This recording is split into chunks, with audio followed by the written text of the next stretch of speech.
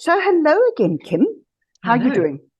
Good, thank you. So last time we chatted, I asked you how you got into the care industry. And as you said, started out financially, but it's evolved more. And we touched on things that you struggled with, but also things that you found of benefit. Let's just go into more what you gained from being a carer personally. What are the things you found that worked for you? Whether it's practical, whether it's emotional, whether it's spiritual, what have you found worked for you? You've mentioned a few. I think initially, I think the what worked for me as a new carer was the predictability of the care industry. It was nice to go back to the same client over and over again. The routine didn't change. I found that I sort of could do my work quite well, and I would know what I was doing, and I felt safe and I felt comfortable, and it all felt good. And then I reached a point as I grew with more experience that I preferred the unpredictability of the care industry. And I started to realize that the unpredictably is where the growth lies and where your personal growth lies, because suddenly now you realize that you can't control things anymore. No 2 days are the same. And suddenly you have to then adapt ways to actually deal with the stresses and the differences and the challenges of the industry. So I think those were kind of, that was my own evolution. I know a lot of people will find that to be slightly different, because I know a lot of my friends, they are quite happy to stay with the same client year after year. And then I realized that it wasn't serving me, and I needed to extend myself and be a little bit more open. But then again, I could do that because I had the tools to do it. And not everyone has that. And I think the best parts of being in the industry is it enabled me the space to develop the tools and have this little emotional resilient toolbox where I could just pull out and say, I've seen this situation before, and therefore I need to be this kind of person, or I need to adapt to the situation. So I think, things like, for example, I didn't set healthy boundaries. I was always a people pleaser. I always looked to perfection and not progress. And these were all my own kind of things that were going on in me.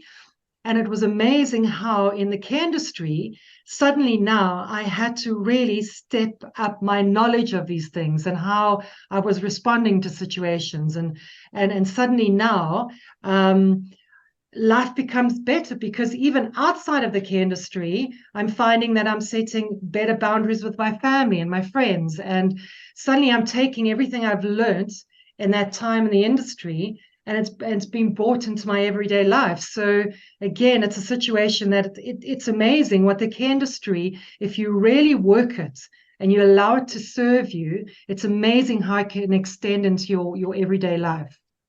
You know, you've highlighted two very important areas. One, lastly, the self-development and how you want to develop yourself. But the first one was, whether we like it or not, we are learning all the time. And if you look at the didactic principles behind learning, you have to start off with building a base of skills, and only repetition can really get you that Exactly. base of skills entrenched in you, second nature to you. So many people say, no, I've read it, I understand it. And the UK is very bad at that. They expect you to learn things in a flash. You can't learn things in a flash. You are aware of it, but your awareness needs to grow into far more. And only practice will get you to really fully understand, be able to do it as second nature, which serves your client well.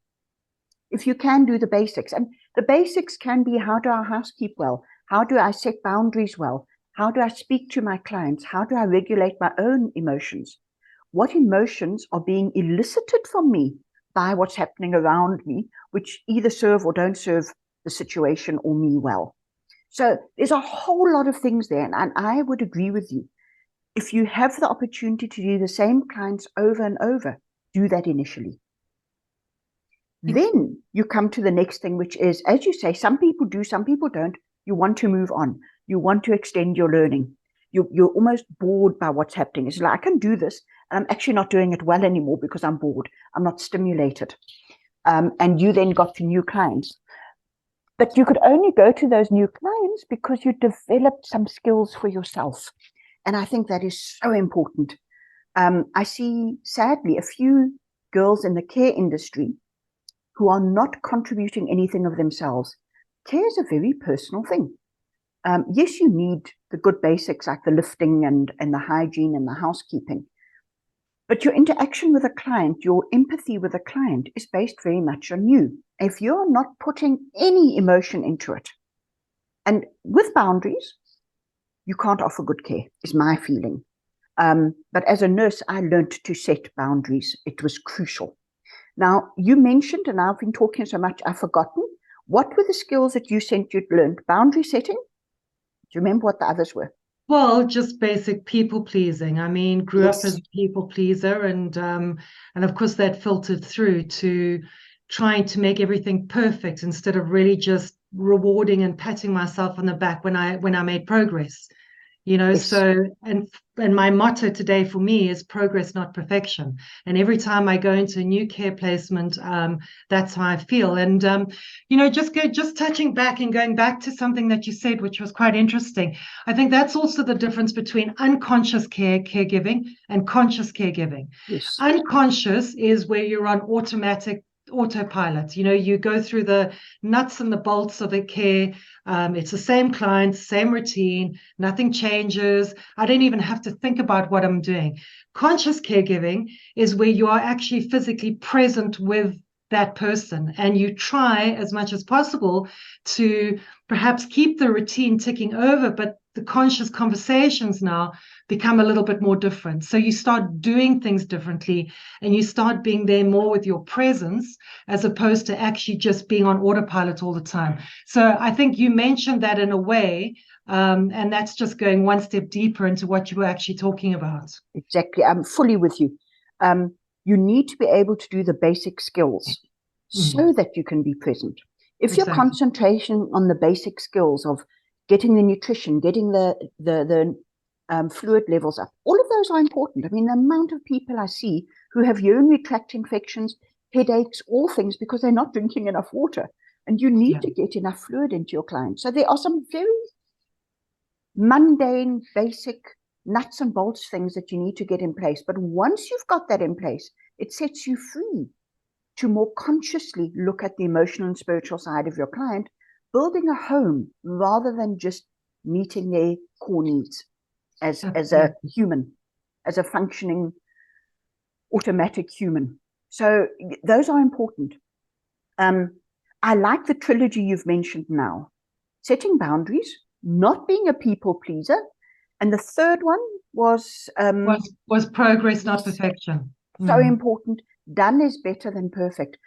So important. And the more you do it, not that we want to get to perfection, but the closer we'll get to what works.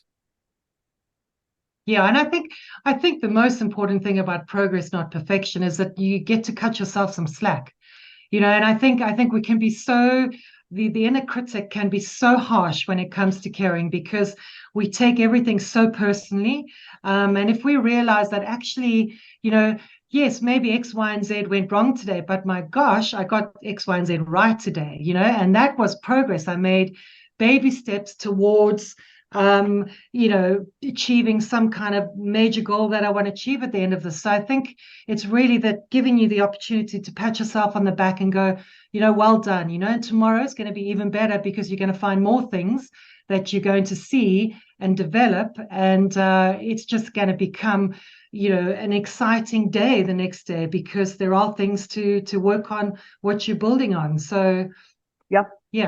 And I like the fact that you mentioned that your self development becomes a key element because I think that's something we didn't really expect, that our personality, where we are, becomes key to the success of what we do. And I think it's also key to the failure in what we do. So, Kim, thank you for those insights. I really like that trilogy you mentioned. And the next talk we're going to have is going to be on what didn't work. What were your least likable points, your failures, the things that really tripped you up in your care work and for yourself as a human in your journey? So, Kim, thank you so much for those insights. Really Such a appreciate it. pleasure.